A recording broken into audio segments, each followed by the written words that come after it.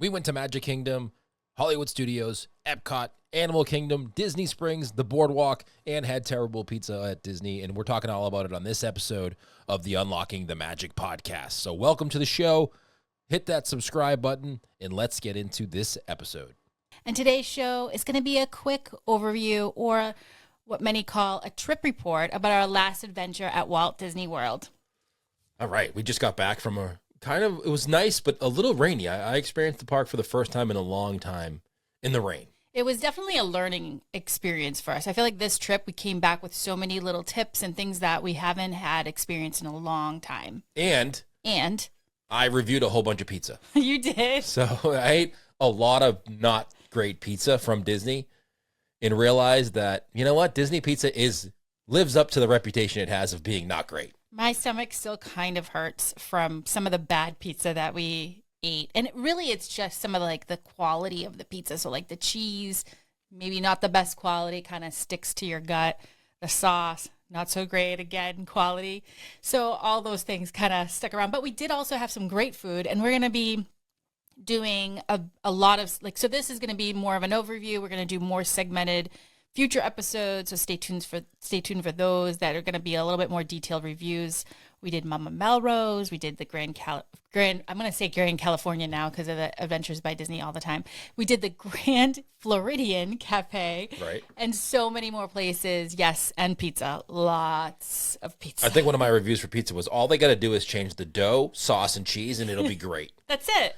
Because the atmosphere is fantastic. The product is terrible. The atmosphere, the cast members, all of that. It's perfect. And then you get the actual product and you're like, oh, even with all this, it's still kind of unedible. But speaking of that, actually, we had somebody recently reviewed the Sci-Fi Dine-In Theater, and they didn't have the greatest food experience. And I want to set expectations because one of the parks that we went to was, of course, Disney's Hollywood Studios. We did not get to eat at the Sci-Fi, and I hate that. I think I include the Sci-Fi as part of my park admission because I have to eat there every time.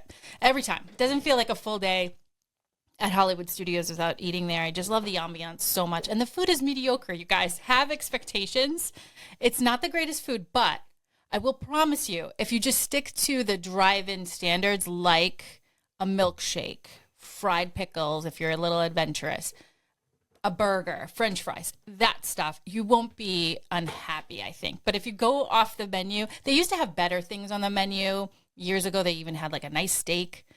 They had a salmon dish. They took those away, unfortunately, but I would just stick to those burger and shake kind of thing. You got to simplify what you order if you go to certain restaurants. There should be tiers. Yeah. There should be these restaurants you go to if you want good food. These restaurants you go if you're not necessarily going for the food specifically, you're going more for the experience, and order something that's very simple to do, right? Like a burger. Right? Even though pizza's simple to do, but they still seem to mess that up. So maybe that goes that theory. That goes there. There you go with that. Yeah. I was just going to say just a burger, or maybe just some appetizers. They do really well Or just be like, can I just go sit down for a few minutes? I'm not even going to eat anything. I wish, right? I wish that was an option at this restaurant. Some popcorn in the background. You could just kind of hang out. I just want water. Yeah.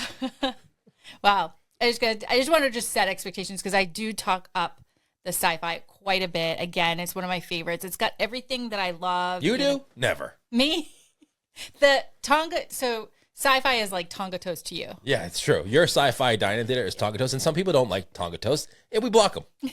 You should do the same thing with people who don't like Sci-Fi. No way. You're too nice. I'm never doing that. I just want to make sure I set expectations better because I unfortunately did veer off the menu a few times and didn't have the best experience as well, and I learned my lesson. Yeah, if you don't like Tonga toast, I don't need that negativity in my life. All right, so we went to all 4 parks. Let's get into this podcast here. All right, so we were fortunate. We did visit all 4 parks this trip, which was really exciting, including some non-park things, Disney things. We did Disney Springs, and we did Disney's Boardwalk, and we really had some unique experiences. Hold on a second. What's that? We didn't really do Disney Springs. We went there specifically for a pizza. You asked me. You said, is there anything you want to do while we're here? You did. You did. I did. Okay. I was hoping you'd say what you said, and that was, no, we're good. We can leave. It was raining. It was kind of rainy day, but we didn't go, it wasn't like we hung out at Disney Springs. We just went specifically for the pizza.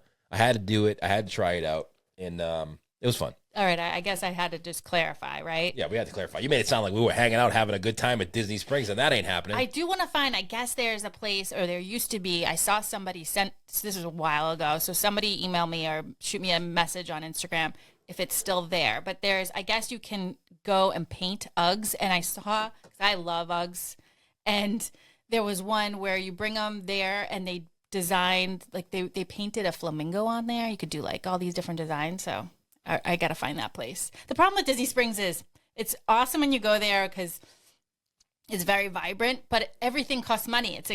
Well, it was pretty good the day we went because it was a little rainy. I found the perfect time to go to Disney. If it's a little rainy, but not downpouring. And not cold. Yeah, not a cold rain. Like we went a couple times in a cold rain. It's not the greatest. Yeah. Makes you feel like we're at home, and that's not why we go to Disney. We go if it's like a little drizzle, but not pouring. You can kind of deal with it. You can have a poncho with you, so you kind of wear it off and on. You don't have to have it on the whole entire time. That's the perfect time because there's like less crowds, and every place was a little bit more enjoyable to experience. But then the alternative is like sometimes it starts downpouring. You're like, this sucks. Get me out of here. Yeah. It's when your shoes get a little, you accidentally step in a puddle. You're like, darn, I should have been smarter because we did see a kid. I was like, you got it going on. He had a poncho. He had shoe ponchos on. He was like, there's nothing stopping me from being here and riding Guardians. I don't want to sit next to him though. Yeah, that's true. Because it's like those people are covered. But if you sit next to him and it's a close ride, you're not covered. They take it off. Do they? Yes. All right. That's polite. All right. So, yeah. So quickly, I guess, noting on Disney Springs, we actually we did eat pizza. There's going to be some YouTube episodes coming out. There is. I'm so excited about the YouTube pizza video because everybody asked me and then I can just send them there. Send them there. Again, my stomach's still kind of recovering, but it was a lot of fun. And speaking of YouTube, we did find a way this trip.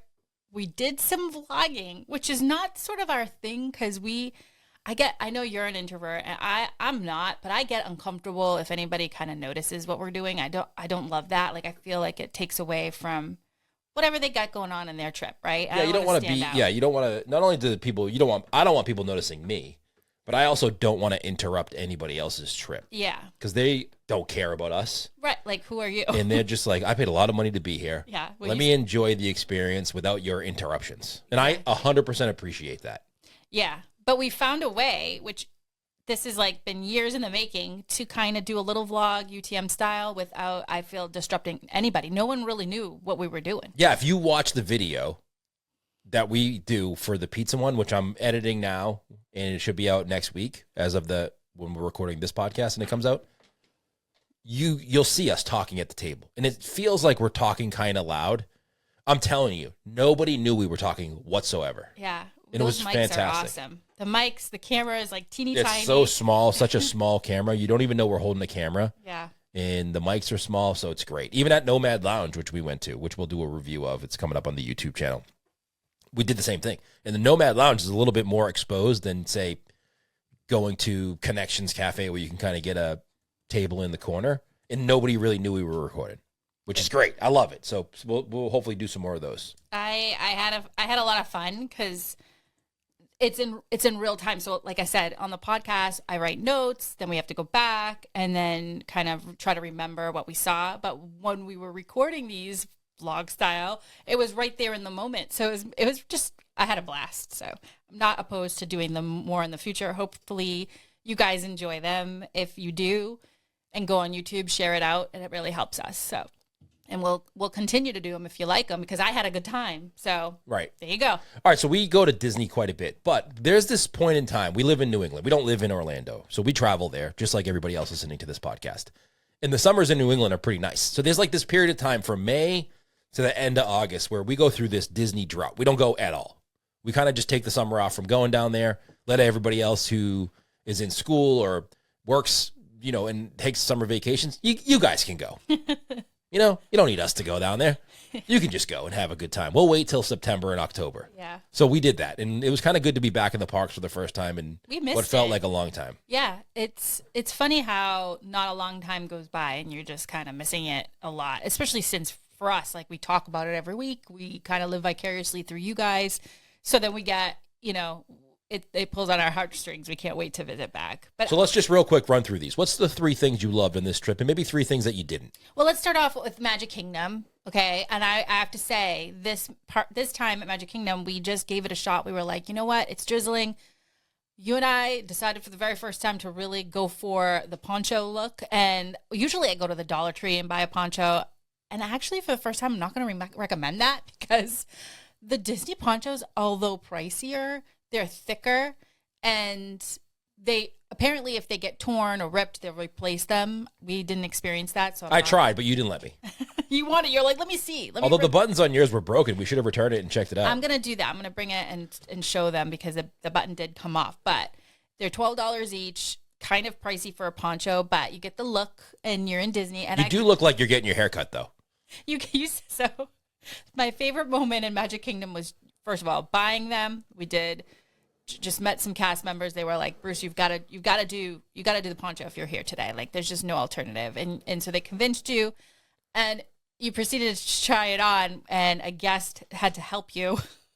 I have that whole thing on video because you put it on backwards. It looked like you were getting a beard cut. It was a lovely lady that helped me figure out, because I initially put it on backwards, and then I turned it around, and it looked like I was going in for a haircut. So once you said that, it looked like a haircut cape or a styling cape, as I like to say. I couldn't unsee it. And then I wanted to know why everybody there at night. So when we were heading out, the Halloween party was happening, which I was bummed to not stay for. But anyway, that's a whole nother thing. I was like, why didn't everybody take advantage of this and wear, the scene in Greece where she's like in the beauty school. Do you remember that movie at all? I'm not going to admit it if I do. Okay, well, she had her hair in rollers, and I'm like, that's my costume.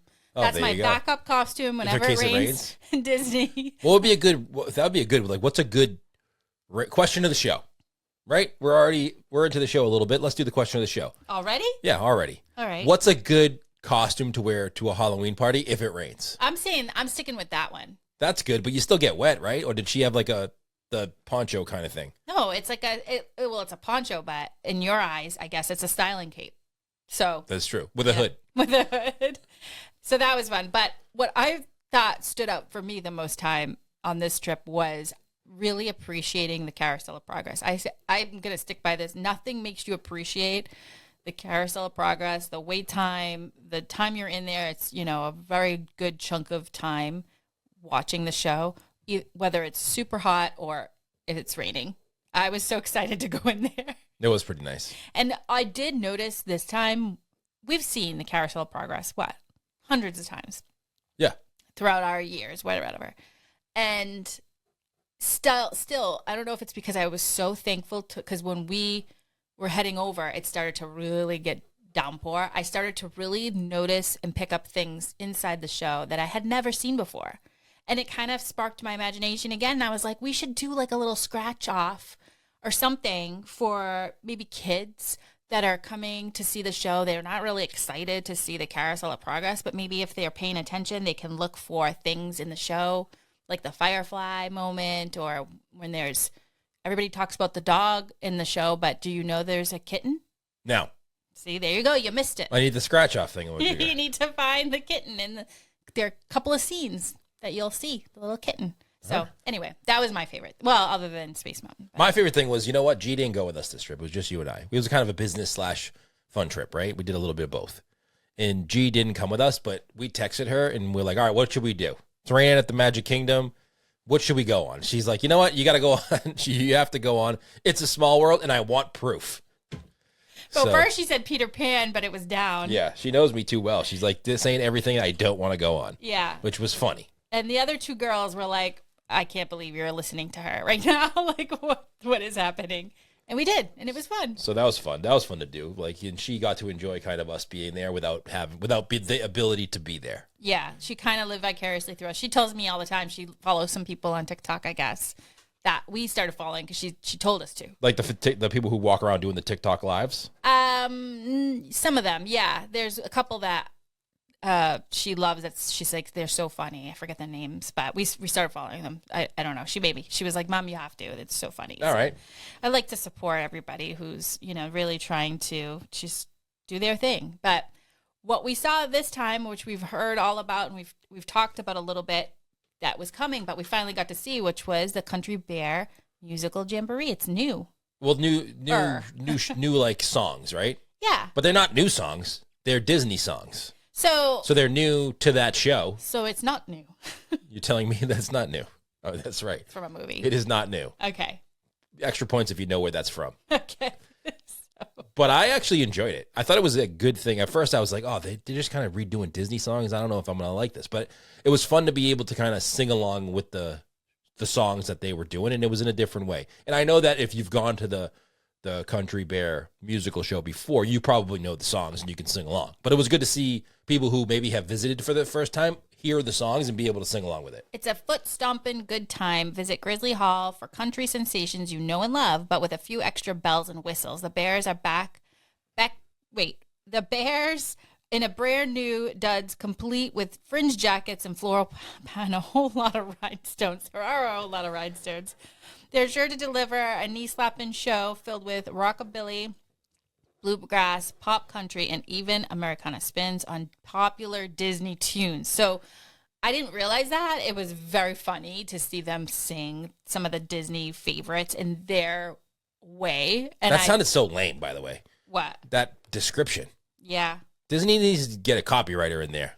Do some exciting descriptions. That did not make me want to go see the Bears. It didn't? No. Oh. As a matter of fact, it made me be like, nah, I'll skip it. Head over to Frontierland for this newly reimagined show where Henry, Trixie, Big Al, and their pals are playing some of your favorite Disney songs along a heaping helping of Southern charm. Is that better? Maybe. Okay. Let's move on. All right. Well, by the way, we did see, I think it might have been, I forget who, Big Al maybe outside, and we're like, hey, you got a show to perform. Yeah, right. Get in there. What are you doing? What are you doing? You're late. We're going to go to the show. You're not going to be there. I liked it a lot. Again, it was raining, so whether it's raining or hot, you're really going to appreciate shows like this a lot more. But it was fun to see. I saw so many just people like singing the tunes and getting really involved and into it, and that's fun. It's fun seeing the adults especially get into it more than the kids, because to me that's like they're being a kid again. And I always say this, that's what your kids are going to remember the most. Yeah. They're going to remember seeing mom and dad sing along, dance along, and just being happy and a little silly. So I really love that. Just be happy. That's true. All right, let's move on to Hollywood Studios. Hollywood Studios. What's your thoughts on Hollywood? I have to say, what do you have to say? Hollywood Studios used to be my favorite park. It's slowly becoming my least favorite. Oh, sadly. I don't like when you say that. I know. I know you don't like when I say that, but it's sadly becoming my least favorite. I'm not saying it's not good, and I'm not saying I don't enjoy myself when I'm there, but it's becoming the park that was like the one where you said, all right, what park are we going to today? Hollywood Studios used to be at the top of my list. Now it's not. Which one's at the top? I think Epcot's becoming my favorite park, to believe it or not. Especially now that all the construction's done and everything's kind of open. Mm-hmm. I enjoy, it has the best of both worlds, right? It has great rides and attractions and shows, but it also has food and things to see and do with that don't involve going on a ride. Well, okay, yeah. But so I like Hollywood Studios a lot because, of course, I love Sunset Boulevard and I love Tower of Terror a lot, and I love that story. And then, of course, they have Gertie the dinosaur, who really was, I know we've talked about him in previous episodes, but like without Gertie, I don't know, would there be a Mickey Mouse? Maybe not. So I really appreciate those little kind of Easter eggs in Hollywood Studios, and of course, Indiana Jones. Right. Like I said, I'm not saying it's not good. I'm just saying it's not my top choice. And my also favorite is the fact that it's like it's easier to get to. That's all right. Fine. It is my favorite. There's a lot less hassle when you get to the park from the parking lot or wherever you're heading from, either the Skyliner to the actual entrance of the park. It's a lot more simplified. That does definitely go into my thought process going to the Magic Kingdom, right? When you go to the Magic Kingdom, you think, at least I do. I think to myself, do I really want to go there? You do. And like, what time are we going? What time are we leaving? I'm already thinking about how I'm leaving before I even get in there. You don't really have to do that for Hollywood Studios. Yeah, I mean, they're busy areas, but you don't have to stress about it as much, I think, as other parks. So I love it for that. And then, yeah, I think that there are things that were removed that are near and dear to us. Great movie ride. They had the backlot tour. I miss the light show, the Osborne light show, so much. So stuff like that, maybe, who knows? Maybe I'm just trying to stay neutral a little bit, but I understand when you say that and when others say that. Do you know why I say that? I say that because Toy Story Land and Galaxy's Edge are places that we don't go to on every visit. So it almost eliminated half the park. Well, mainly because they have Galaxy's Edge also at Disneyland. So it's kind of a mirror image. So you kind of have to pick and choose. Like if you had gone this year to Disneyland, maybe next year when you go to Hollywood Studios, you can skip it and kind of, I don't know. And Toy Story Land is hot. It's just there. hot, and there's not, there's the three main rides, attractions there. But other than that, what food did you know what try? I mean? What food did you try this time? You tried? I tried a buffalo over by Tower of Terror. Yep. There was a little stand, and I tried, it was buffalo chicken with mashed potatoes, and it was lovely. You said so I recorded this was not, I don't think it was for YouTube. I recorded you though. Yeah, Sorry. you did. It was kind of like the only thing that was awkward about it was in a ice cream cone bowl. And I was thinking to myself, I'm not sure I get why it's in there. Why I'm not going to eat this. Yeah. Just give me a bowl. But maybe they want it to be maybe biodegradable, and maybe it's the same price, or maybe some people do enjoy buffalo chicken, mashed potatoes, and an ice cream cone. I don't know. It's a waffle bowl. I guess a waffle and chicken kind of go together. So that's why not like that. Okay. They don't go together like that. All right. But I understand. Like maybe I don't even know if I ate it right. Maybe I was supposed to pick up the whole thing by my hand and just eat it. On the crispy bowl. And people looking at me like I'm eating it with a fork and a spoon. What are you doing? You're totally eating that wrong. One thing that was new that you also tried was a Bell Cup of Enchantment. That's true. I took one for the team. You ordered. You were like, "Sir, I'll have." Not only did I order. Yeah, go ahead. I'll have the beef brisket bowl and a Bell Cup of Enchantment, please. He looked at me like, "No problem." Extra boba. Yeah. So that was cranberry and passion fruit orange guava juice. It's topped with a yellow shimmer. It's very pretty. And strawberry. I did say that as he was giving it to me. It was very pretty. And strawberry boba pearls. It's kind of expensive. It's $7.29 without tax. And then, I mean, it's a decent size. I had to take one for the team and try it out. I actually liked it. Yeah. So they do that. It's, it fits the theme. You kind of get in the moment. You're obviously going to want to drink with your brisket bowl. So why do you keep saying brisket bowl? It was a buffalo chicken bowl, lady. I'm sorry. I wanted the brisket bowl. Yeah, you wanted the brisket. Now you keep saying I got one. I was getting the buffalo chicken one. The buffalo chicken one was good though. Yeah.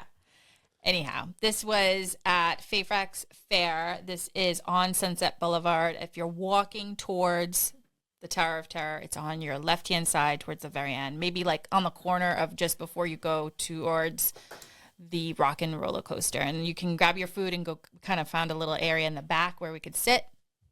You know what else I liked? What's that? That we went to Fantasmic, the late show. So the park closed at 9. Fantasmic was at 9:30, which is nice. We left Fantasmic a tiny bit early, and you get to walk around the park, but that's kind of empty. That was kind of. I mean, you don't get to walk around the whole park, but you get to No. walk around the boulevard, see Tower of Terror, go through the shops, and there's nobody in there, which was fantastic. You know those pictures that you see on Instagram, like some of the amazing photographers, and they get this like moment where I don't know if it's edited or what, but an empty park. I never thought in my eyes I would actually see an empty Sunset Boulevard like we did. And I witnessed it with my own eyes, and it was spectacular. Great. Let's move on to Epcot. Epcot, let's go. So I want to say, forget Club Cool. Forget it. Club Epcot is where it's at. I might have participated in a conga line while at Epcot. Was that fun? It was so much fun. So at Communicore Hall, I can never say that. Communicore Hall in Plaza, they have... Just call it Calm Hall. Calm Hall. Call Hall. That's what we call it. Calm Hall. Okay, Calm Hall. They have some really fun kind of character greets and shows that they do right in the middle there, and live entertainment. And I don't remember the name of the band really, but there was a lot of music playing when we were around there. And one of my favorite moments was actually we were walking from World Showcase, and part of the band was playing the song where it was like, at one point it was like, clap your hands, like clap, clap, clap your hands. And the entire park, that was like, because you could hear it, the music echoed all the way towards the very end of the World Showcase. everybody started clapping like to the beat. It was so much fun. Like stuff like that is what puts a big smile on my face and just puts you in the moment. And you're just like, everybody here is here to have a good time, right? That's true. So that's what I love about music and them doing live shows. But as I got closer, I started kind of getting curious to see like, this is different. This isn't something that kind of I remembered from Epcot in the past, I guess, like the vibe of, if you will, is very lively. Kids really love music, and sort of, I was like, oh, I don't know if I really care for a live show right where they are. But guess what? I participated.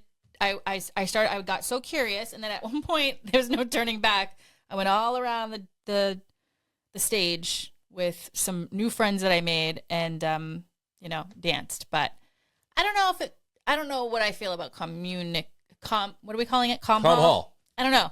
Still kind of trying to understand that area a little bit. It's hard when you take somebody with such nostalgia for a park and remove it and change it. And, it might be for the better, but... You know what I think? What's that? I think Disney's still trying to figure it out, too. You think? I think. But what they did, they had no idea what they were doing. Well, I mean, the outdoor... So they have some cool outdoor table space, and it's very green, and you can grab food and go over there and chill out a little bit, but it might be too much space. I don't know. They need that. And like, why would you get food and go there when you're going to World Showcase? That's kind of what I was thinking too, because it's almost like I understand where they were going with it, right? Adding some greenery in areas to kind of get away from the sensory overload. True. That might be where the World Showcase is. So I appreciate that for a lot of reasons, but they might have gone too far with it, because it's almost like too much space, and it just kind of feels awkward because it's always sort of empty. It is like two parks that they built too, like two green parks for kids to play in. Like one had just benches and hula hoops, and I was thinking to myself, I'd be so mad if my kid was just hanging out over there playing with a hula hoop, and I brought him into Epcot. But they had the best time. That's like, seriously, I brought you all the way to Orlando from Boston, and you're sitting in the park playing with a hula hoop? Get over here. Let's go on Spaceship Earth. What are you doing? So that's how I feel about that. All right. I liked Via Napoli still brings the heat. Oh, I didn't know the heat was there. Well, it's been a while since I've been to Via Napoli, like to sit down and eat, right? Mm-hmm. Because it's World Showcase. There's so many options. So we went back to Via Napoli for, again, part of my pizza reviews, and I got 2 pizzas there, and the service was great. We sat in the back area, and it's still one of the best places to get a pizza if you are on Disney property.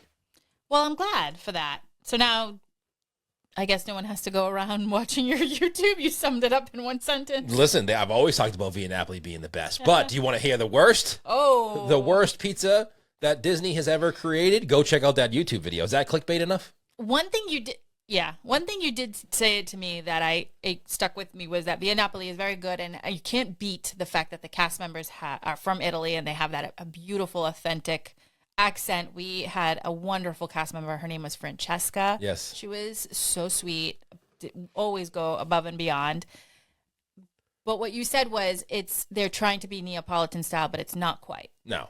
It's kind of... None of the pizza Disney describes it as is actually what it is. Yeah. It's like the window, it says it's Al Taglio, which it's not. Right. Inside, it says it's Neapolitan, which it's not. Connections, it says it's good, which it's not. Like, it lies about all the pizza. It lies. Listen, they're like, what can we do? We literally brought Italy to you, save you the flight. What, a flight to Italy now? Great. Go do it at Connections. Go do that Pizza Fari. Go do that Pizza Rizzo. Go do that Mama Melrose. Yeah.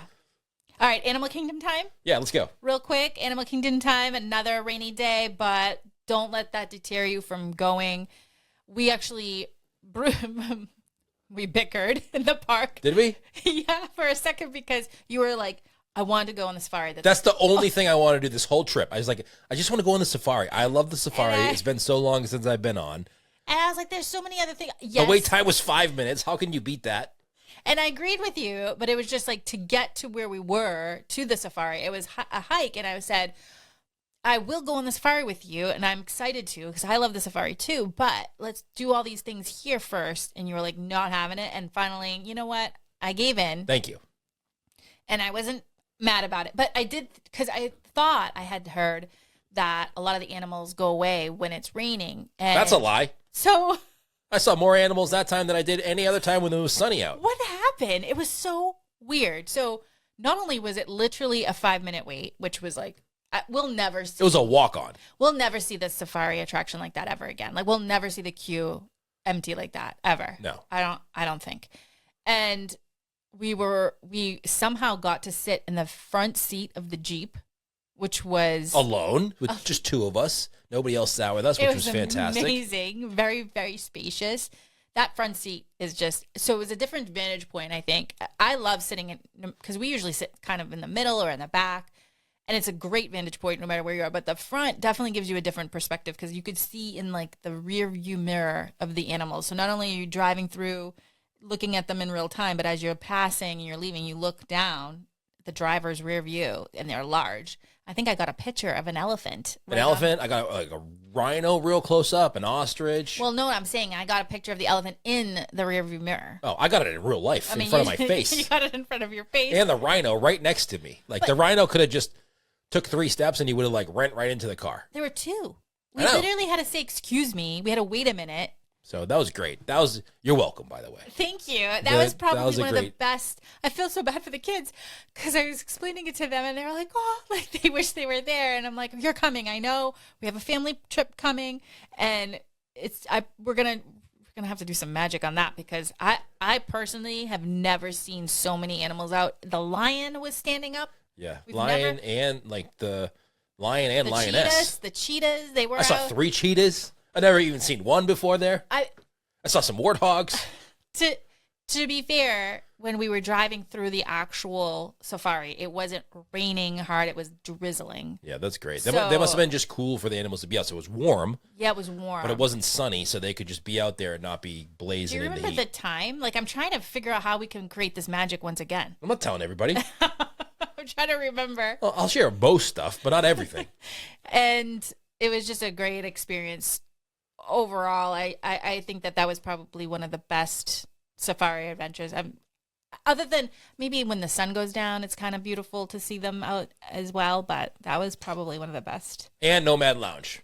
And Nomad Lounge is great. Nomad Lounge, we shared on our Insta story what you can buy. It's like for $1. Yeah, let's do that, and then we would do the review. Yeah. Stay tuned for that. The review. Yeah, we'll do a whole podcast about it. The review's coming. It's a vlog style. Yeah, so we'll show you that there. I'm interested to see Go subscribe on our YouTube channel if you want to see that. Yeah.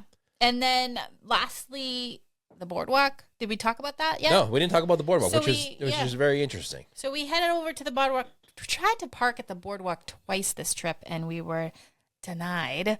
The guard, the cast member was very nice. The parking was very full for resort guests visiting and or for people that had reservations. So we were just doing the walk-up window at the pizza place there, and so did not have a reservation. So what we did one night at Epcot was we kind of snuck over there for a minute, which we saw the cake bake shop.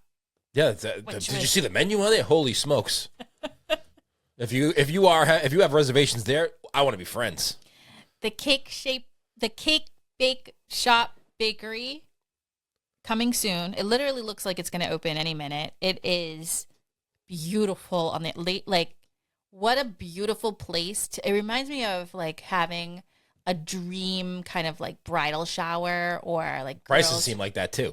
Girls trip. Like it's just glittery and shiny and just, I feel like I need to wear my Sunday best to make a reservation and try this place. I do know that there's another location in another state, and people have said that it's amazing. Is it expensive there too? Pretty pricey. Yeah, it's not intended to be, for everybody. And it's not intended to be an inexpensive. Like I think the prices match what they're going for as far as the ambiance and the level of service, the atmosphere, etc. I mean, but some of it. Like when you think about like a bowl of soup being $20, it's or an egg sandwich. I'm looking at the menu right now. Egg sandwich, $23. We're yelling. I know. That better be the best egg sandwich I've ever had in my entire life. It better be served in a gold plate. Look, I don't know what else to say. How is an egg sandwich more expensive than a Belgian waffle? Well, that's for the children's menu. That's why. Children's Belgian waffle, $18. Wow. Okay. I would rather die. Yeah, that's a lot. I don't know. It's going to be interesting. I'm going to say that this one's probably going to be geared for rich people. That and or people celebrating a special occasion and they really want to make a special day. They want to dress up, maybe get their fancy hat. I don't know. I don't know. So there used to be a thing. I used to work in a pizzeria, right? And like we'd raise prices, and then people would call up, and they'd be like, "I'll take 2 pizzas," and they'd give you the pizza. And like as employees, we saw the price was so expensive, it was like embarrassing for us. We'd be like, they'd be like, "How much is that?" We'd be like, "Yeah, no problem, click," just as a joke, so we wouldn't have to say the price. That's what I feel like people are gonna do at this menu when they see it, Okay. because it's really expensive. Well, it is, but I'm sure they're gonna get booked. Somebody said they were trying to share the menu with their other location to kind of go hand in hand. Was it the same? Was it like similar? It was similar, but again, you're on the boardwalk of Disney and back to being in the ambiance of things. I'm sure that's what they're stretching for. I don't know. Well, maybe listen, anything is worth the price if it lives up to the price you pay, right? Your expectations are going to be high. So if you are looking for an expensive meal. How good, though, can soup be? Are you asking me? I hate soup. No, soup can never be that good. I forgot who I was talking to. I forgot. But an egg sandwich can be really good if it's done well. For $20? $23? No, not that much. Maybe the servings. Yeah, maybe it's like the portions. What if it's huge? a gigantic egg sandwich? What if it's like so when we went to, I know we're going to do a full review on it later, but when we were at the Grand Floridian Cafe Oh, yeah, that was good. I ordered the steel cut. I know it sounds kind of lame, but I ordered the steel cut oatmeal that was with banana. It was Banana Foster oatmeal. And that was good though. It came with like a muffin on the side, like a banana nut muffin. It came with some oatmeal and bananas. It was good. Blueberries. The way it was served and the portion sizes and what it came with in addition to just the oatmeal made it seem like, okay, I wish I knew that because I was hesitant. It was like $12 for oatmeal. This makes me really happy that we're not the type of content creators that go first to these places and review them. Yeah. I'll let other people spend their money and do that. I don't want to be that person. Go check it out. Yeah, if it's really good and you think it's worth the money, let me know about it. And maybe I'll go there. But I don't want to be the one to test it out. Yeah. Okay. I'll test out other things. Sure. Like the Grand Floridian Cafe was great. Mm-hmm. I enjoyed that. So it's been open for a while, but you know what? Listen, it's been a while since we've been there. We never said we're breaking news, people. That's true. We go when we can. Well, I think that sums up at least some of our. I mean, I have so many things that I wrote down, but these are going to be just having. I'm going to have to break them down. Yeah, this is like a summarization of the trip report of what we did, and we're going to break down each one of these into a full podcast episode, or maybe even a smaller YouTube video. Like I know I have on YouTube coming out that pizza one. We have the Nomad Lounge. We have the Grand Floridian Cafe. We have like a rainy day in Magic Kingdom. All those videos we're working on, they'll be coming out probably specifically for YouTube, but we'll talk maybe a little bit longer on some for the podcast. I think the lesson of this trip was that low expectations. If it's raining, maybe give it a shot. It's actually one of the best times to be in the parks because a lot of people change their plans. I don't know. Going forward, that I feel, I don't want to call it a secret, but that tip might get popular and people might start actually embracing the rain, especially where ponchos can, for the most part, kept us dry. Other than they kept my shirt dry. Kind of dripped right onto I'm a tall guy, so it kind of dripped right onto my pants, though. Yeah, I was thinking about that, I was like, you know what? I don't know what these ponchos are for. I took all the water from my shoulders and put it right in my pants. I don't think we were wearing them correctly the whole time. But I probably wasn't. Yeah. Knowing me, I was not. But that's going to do it. All right. Listen, thank you so much for tuning into the podcast. Go hit us up on Instagram. We are Unlocking the Magic Podcast over there. And again, subscribe to our YouTube channel because we are going to be doing some videos exclusively for YouTube that we don't put on the podcast feed here, but we'll always do a podcast every week with you here. But yeah, that's exciting. Go check that out. And if you have a question, you can shoot it to us over on Instagram. All right. Well, thanks so much, everybody. Have a great day. See you next time.